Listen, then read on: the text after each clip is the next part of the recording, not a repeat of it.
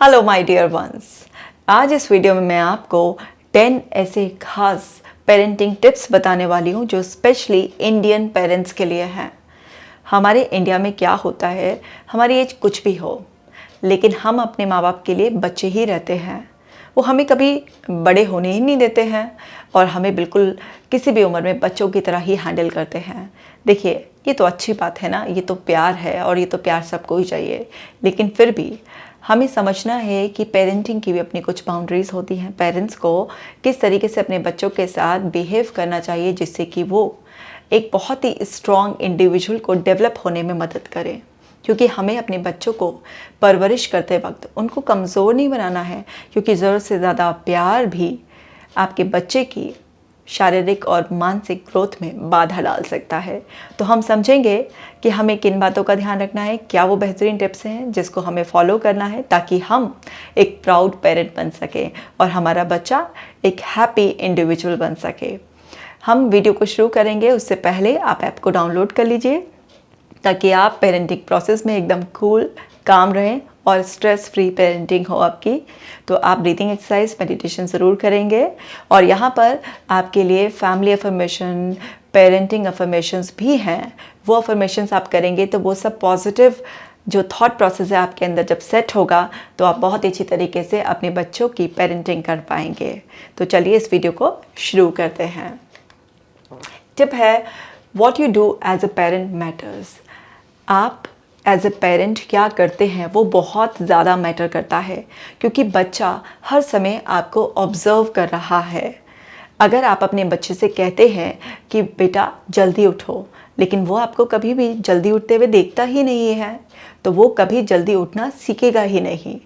अगर आप उसको हेल्दी फूड के लिए बोल रहे हैं लेकिन आपका लाइफस्टाइल खुद बहुत ज़्यादा अनहेल्दी है, कभी भी कुछ भी खा लेते हैं, तो वहाँ पर आपका बच्चा कभी भी आपको सीरियसली लेगा ही नहीं। आपको समझना है कि एज ए पेरेंट आप क्या करते हैं, क्या बोलते हैं, क्या पहनते हैं, हर समय बच्चा आपको देख रहा है। और बच्चा जब आपको देख रहा है, वो चाहे किसी भी एज में हो, चाहे वो एक छोटा सा बच्चा हो जो अपनी ज़िंदगी के अनुभवों को इकट्ठा कर रहा है और फिर अपनी सूझबूझ लगाकर अपने डिसीजंस को लेने के लिए अपने आप को तैयार कर रहा है, या वो टीनेजर बच्चा है या वो किसी भी एज का बच्चा है आपके लिए हमेशा एक रिस्पॉन्सिबिलिटी आपको अपने ऊपर रखनी है कि आप एज ए पेरेंट क्या करते हैं, क्या कहते हैं। आपके लाइफ में जो भी कुछ हो रहा है वो बच्चे के लिए बहुत मैटर करता है, तो आपको अपना खास ख्याल रखना है। इसी तरीके से don't be over loving to your child.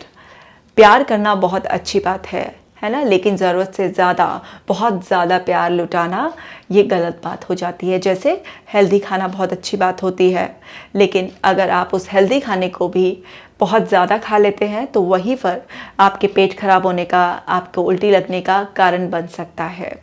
तो हमें समझना है, प्यार को भी एक लिमिट में ही हमें अपने बच्चों पर बरसाना चाहिए, क्योंकि अगर बारिश ज़रूरत से ज़्यादा हो जाती है तो फिर आप बहुत ज़्यादा परेशान हो जाते हैं, फिर चाहे वो प्यार की ही बारिश क्यों ना हो। प्यार के अपने अपने अलग अलग मायने हो सकते हैं। किसी को ऐसा लगता है कि वो बच्चे को बहुत ज़्यादा सुविधाएं दे रहे हैं तो वो बच्चे को बहुत ज़्यादा प्यार कर रहे हैं। किसी को ऐसा लगता है वो बच्चे की रिस्पॉन्सिबिलिटीज़ शेयर कर रहे हैं तो वो बच्चे को बहुत ज़्यादा प्यार कर रहे हैं। किसी को लगता है कि वो हर समय उसके लिए इमोशनली अवेलेबल हैं तो बहुत ज़्यादा प्यार कर रहे हैं।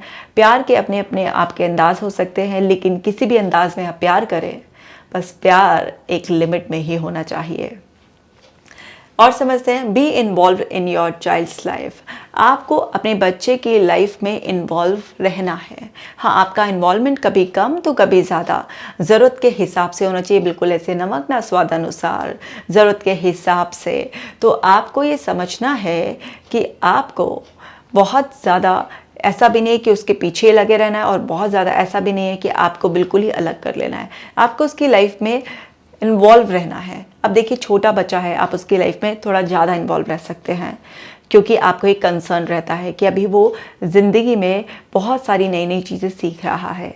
लेकिन जब वो सीख जाता है और फिर थोड़ा अपना दिमाग लगाना शुरू कर देता है, वो टीनेज में पहुंच जाता है, उस टाइम पर अगर आप ज़रूरत से ज़्यादा इन्वॉल्व होंगे, किससे बात कर रहे हो पहले मुझे बताओ, है ना, क्या कर रहे हो मुझे दिखाओ, कहाँ जा रहे हो मुझे बताओ, मतलब ज़रूरत से ज़्यादा इन्वॉल्वमेंट अगर आप ओवर फ्रेंडली होने की कोशिश करेंगे तो बच्चा फिर आपसे डिस्टेंस मेंटेन करना स्टार्ट कर देगा।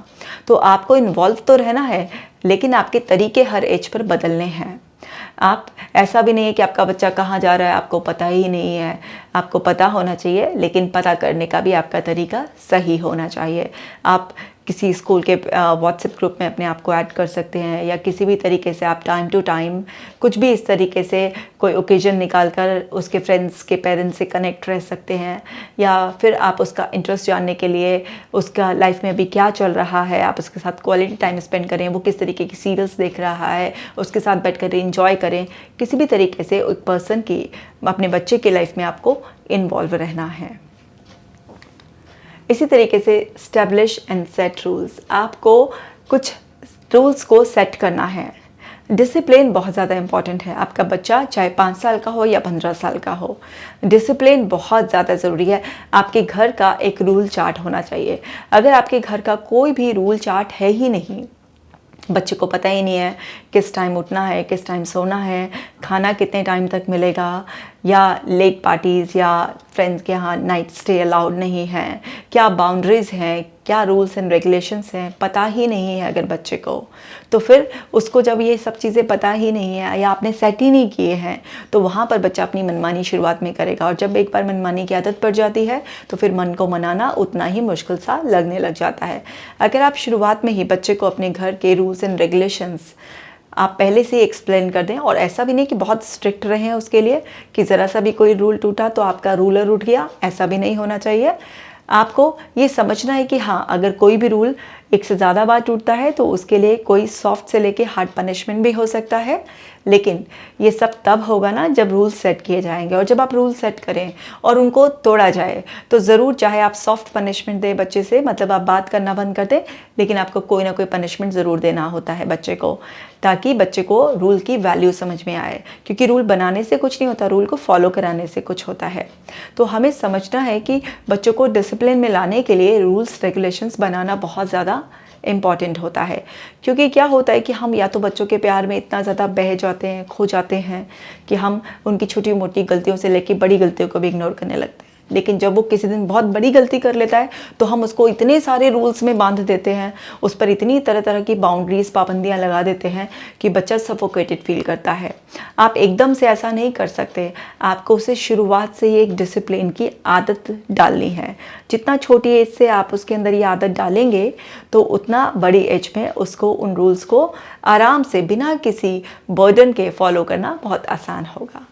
इसी तरीके से फोस्टर योर चाइल्ड्स इंडिपेंडेंस, बच्चे को इंडिपेंडेंट बनाना है, क्योंकि आप हर समय बच्चे के साथ नहीं रहेंगे। आखिर उस बच्चे को अपनी ज़िंदगी अकेले ही जीतनी है, उसको अपनी ज़िंदगी में जितनी भी एक जंग का सामना करना पड़ेगा तो उसके लिए खुद को प्रिपेयर करना है, और उसे अकेले ही अपने दम पर ज़िंदगी की जंग को जीतना है। तो उसके लिए उसे आप जितना इंडिपेंडेंट बनाएंगे, उसके पास उसका खुद का थॉट प्रोसेस होगा, उसके पास डिसीजंस को लेने की इंडिपेंडेंट पावर होगी, तो वो उतना ही ज़्यादा कॉन्फिडेंट इंडिविजुअल बनेगा। मैंने ऐसे बहुत सारे पेरेंट्स देखे हैं जो अपने 21 साल के 25 साल के बच्चों को लेकर आते हैं, तो वहाँ पर क्या होता है, उनको सारा कंट्रोल करने वाली फिगर उनके घर के पिताजी होते हैं। मतलब वो बच्चा 20 साल में, 22 साल में, 25 साल में भी कभी बड़ा ही नहीं हो पाया, क्योंकि उसके ऊपर क्या है, उसकी इंडिपेंडेंस उसको कभी मिली ही नहीं। उसने कभी कोई डिसीजन ही नहीं लिया, हर डिसीजन में उसके पिताजी, उसकी माताजी इन्वॉल्व हैं।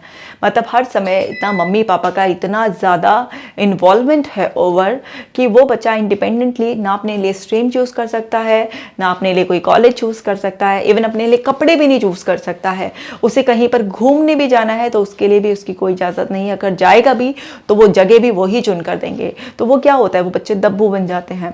वो बच्चे बिल्कुल ही ऐसे होते हैं, उनमें कॉन्फिडेंस, सेल्फ स्टीम ऑलमोस्ट ख़त्म होती है। उन्हें यकीन ही नहीं होता कि वो ज़िंदगी में किसी चीज़ का सामना कर सकते हैं। तो हमें बच्चे के इंडिपेंडेंस का, उसकी प्राइवेसी का भी ध्यान रखना होता है।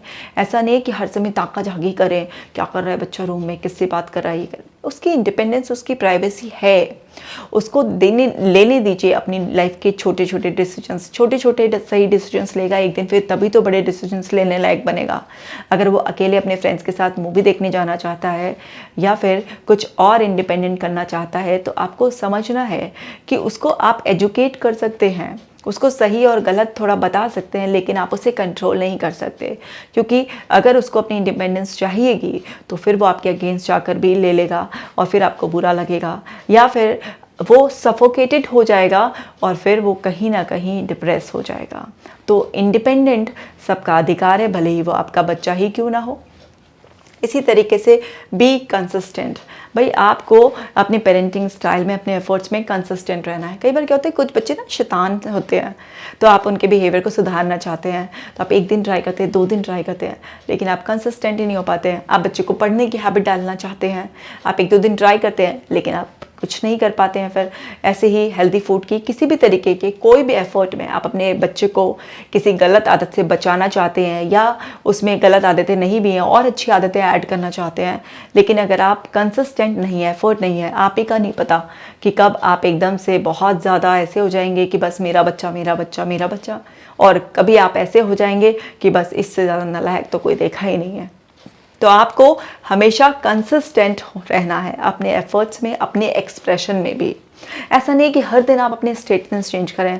कभी तो वो आपका राज दुलारा हो गया, आंखों का तारा हो गया, और कभी वो आपकी आंखों को चुभने वाला वो कांटा हो गया कि जिसको आप एक आंख नहीं देख सकते, सुहा नहीं रहा है आपको। ऐसा नहीं है। आपको पहले श्योर होना है कि आप क्या अपने बच्चे को मानते हैं, समझते हैं कैसे। ऐसा नहीं है कि आपके मूड के हिसाब से कुछ भी बदल जाएगा। कि आज आपका मूड है तो आपने उसे किसी भी बात की परमिशन दे दी, आपका मूड ख़राब है तो आपने उसकी जेन्युइन बातों को भी नज़रअंदाज कर दिया, आप कुछ भी नहीं। इस तरीके से बच्चा आपकी वैल्यू खो देता है। तो आपको कंसिस्टेंसी मेंटेन करनी होती है हर चीज़ में। No harsh discipline. किसी भी तरीके का आपको कोई हार्श डिसिप्लिन नहीं रखना है। मतलब ऐसा नहीं होना चाहिए कि डिसिप्लिन के नाम पर आप उसे बुली करने लग जाएं। यस, बहुत सारी फैमिलीज़ में पेरेंट्स भी बच्चों को बुली करते हैं, इतने अपशब्द बोल देते हैं, इतने ज़्यादा नेम कॉलिंग होती है, इतना कंपैरिजन होता है उनका, और इतना ज़्यादा उनको डिसिप्लिन में रखने के नाम पर कुछ ऐसी बाउंड्रीज़ जो है ना बना दी जाती हैं, जैसा लगता है बच्चे को काले पानी की सज़ा हो गई है। तो ऐसा नहीं होना चाहिए। आपको किसी भी तरीके से हार्श नहीं होना है। आफ्टर ऑल वो शैतानी भी कर रहा है, कभी कभी आपकी बात नहीं मान रहा है, उससे कोई गलती भी हो गई है तो आपका बच्चा ही ना। तो ऐसा नहीं है कि आप उसके साथ इस तरीके की बदसलूकी पे उतर जाएं, क्योंकि अगर आप उसके साथ ऐसा करेंगे तो उसको उसकी गलतियां समझ में नहीं आएंगी, बल्कि उसको बंधन लगेगा और ऐसा लगेगा कि आप उसे समझ नहीं रहे हैं। अगर बच्चा कभी कोई गलती भी कर लेता है तो आपको उसे कोई भी खास डिसिप्लिन में नहीं बांधना है, आपको उसके लिए कोई बाउंड्रीज नहीं बनानी है, बल्कि आपको समझना है, बैठ के आराम से बात करनी है और बात कर कर कुछ सोल्यूशन निकालना है जिससे कि वो इम्प्रूव कर सके। इसी तरीके से explain your rules and decisions. अब मैंने आपको बताया था कि घर के कुछ रूल्स होने चाहिए, है ना। सो एक हाउस के रूल्स होते हैं कि भाई इतने लेट आप बस घर में आ सकते हो, ये खाने का टाइम होता है, ये है। लेकिन यहाँ पर कुछ आप अपने जो रूल्स बनाए हुए होते हैं, वो जैसे संस्कारों के, कैरेक्टर को लेकर, है ना, और अदर रूल्स, केवल घर के टाइम और लिमिट तक नहीं, और भी अदर रूल्स एंड रेगुलेशंस आप जो भी उसके बेटरमेंट के लिए कुछ ऐसे नए आप बना रहे होते हैं या टाइम टू टाइम आप अपडेट कर रहे होते हैं उनमें, तो वहाँ पर वो सब चीज़ें आपका कॉन्टीन्यूस डिस्कशन होना चाहिए। आप बच्चे से भी बोलें कि बच्चे हमारे घर का ये रूल था, अब इसको किसी तरह से मॉडिफाई कर सकते हैं हम या नहीं कर सकते हैं, या आप उससे बोलें, उसके रूल्स रेगुलेशंस, उसके अंदर का थॉट प्रोसेस जानने के लिए उसे क्वालिटी डिस्कशन करें। जब आप इस तरीके से अच्छी तरीके से अपना भी पॉइंट एक्सप्लेन करते हैं और उससे भी उसके पॉइंट की एक्सप्लेनेशन सीख करते हैं, तो एक पार्टिसिपेंट की तरह जब आप उसके साथ जुड़ जाते हैं तो वहाँ पर किसी भी चीज़ को फोर्स करने की जो अर्ज होती है वो ख़त्म हो जाती है और आप कोऑपरेटिव हो जाते हैं और बच्चा भी आपको बहुत अच्छी तरीके से कोऑपरेट करता है, क्योंकि जिस तरीके से आपके कुछ रूल्स एंड रेगुलेशंस है ऐसे उसके भी तो हो सकते हैं ना। तो आप चाहें कि आपके सारे उसकी वैल्यू की जाए और उसकी वैल्यू ना की जाए, ये तो बड़ा ही अनफेयर हो जाएगा। तो आप अपने रूल्स एंड रेगुलेशंस को अच्छी तरीके से एक्सप्लेन करें। ये नहीं है कि आपने कुछ नया रूल तो निकाल दिया है, आपने अच्छे से एक्सप्लेन नहीं किया, उसका वाई क्यों ऐसा हो रहा है उसको क्लियर नहीं किया है, और और बस आप चाह रहे हैं कि बस वो आज्ञाकारी बन के हाँ में हाँ मिला दे। ऐसा नहीं होगा। बहुत छोटा बच्चा ऐसा कर सकता है, लेकिन जैसे ही वो बड़ा होगा तो फिर वो आपके अगेंस्ट जाने लगे, आपको लगेगा डिसोबीडेंट हो गया है, बैक आंसरिंग कर रहा है, बदतमीज़ हो गया है ना। और आपको दूसरों के बच्चे बड़े अच्छे लगने लगेंगे और अपना बच्चा आपको बहुत शैतान लगने लगेगा, ऐसे लगने लगेगा मॉन्स्टर है वो, जबकि ऐसा नहीं है। यहाँ पर कमी आपके लेवल पर भी हो सकती है कि आप कोई भी मन में कुछ बनाकर बैठ गए और एक्सप्लेन कर नहीं रहे हैं, डायरेक्ट इम्पोज कर रहे हैं। डायरेक्ट इम्पोज करना किसी को भी अच्छा नहीं लगता है। समझते हैं, treat your children with respect. बच्चे की भी अपनी इज्जत होती है। ऐसा ही नहीं है कि बच्चों को ही माँ बाप की इज्जत करनी है, माँ बाप को भी बच्चों की इज्जत करनी होती है। आपको बच्चों की इज्जत का बहुत खास ख्याल रखना होता है। माँ बाप अक्सर ख्याल नहीं रखते, किसी के भी सामने चिर हो जाते हैं, उसकी कमियाँ बताने लगते हैं। ये बोलता नहीं है, आजकल पढ़ाई पे ध्यान नहीं देता है, बहुत गुस्सा देता है, बहुत गुस्सा करता रहता है, इसने ये किया वो किया, इसे तो पैसों की कदर नहीं है, इन्हें तो बस दिलाते रहो, फलाना पता नहीं क्या क्या क्या क्या बोल देते हैं।